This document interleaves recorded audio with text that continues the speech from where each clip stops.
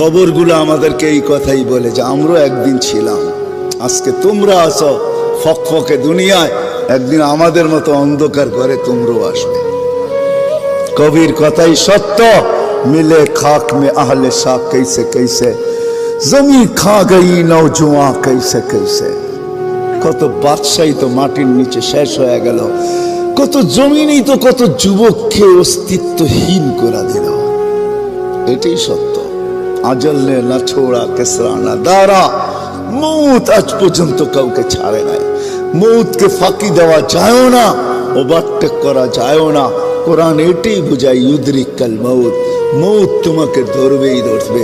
সীমারেখা আসতে দাও, থাবা আসতে দেরি হবে না।